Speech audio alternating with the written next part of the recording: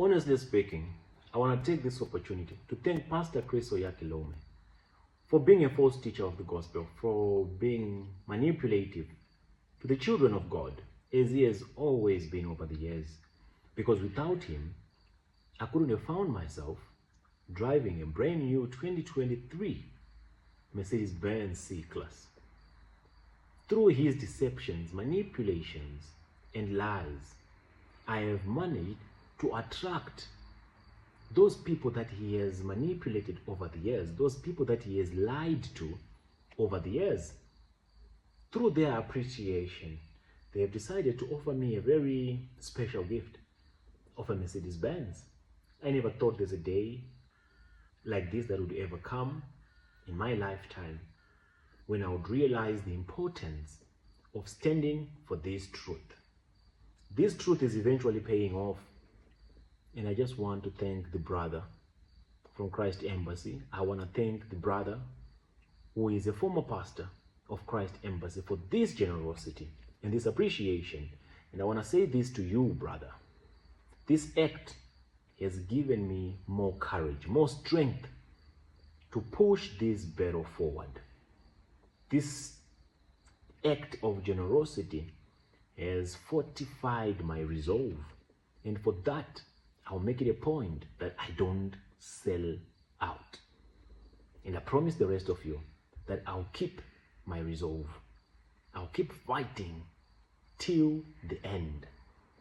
Not because I'm expecting gifts from more of you, but if more of you can give me more gifts, the better.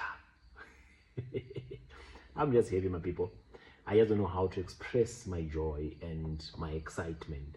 Not that I'm moved by material things that much, but the fact that I've provoked some people to extend this level of generosity.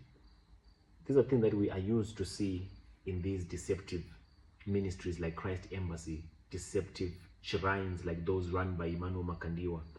When you see Mugus and Gullibles pledging such kind of valuable assets to their so-called men of God. But now it has happened to Mr. PDT. The first time that this has happened is through the Enlightenment series. And this brother has decided to buy this particular automobile for me, cash, brand new, simply because he had read the Dark Lords of Benin. That's why I keep imploring you, those who have not yet decided or gathered the boldness, the courage to consume the information in this testament, the Dark Lords of Benin. Take a leap of faith, day to day, and award yourself the opportunity to familiarize yourself with this information.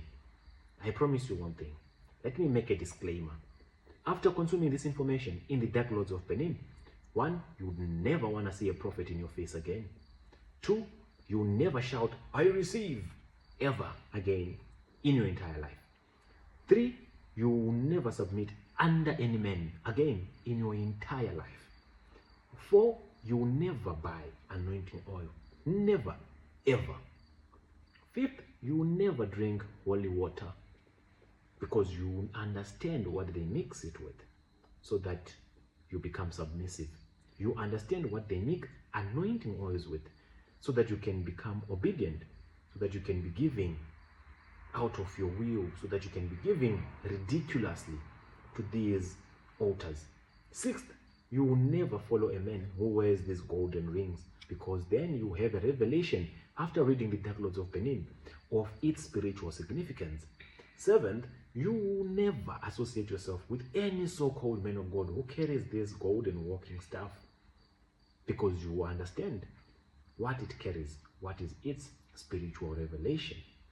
Apart from this, there are plenty more other things you will discover in this testament called the Dark Lords of Benin. You get closure as to why there are so many death cases in these prophetic ministries.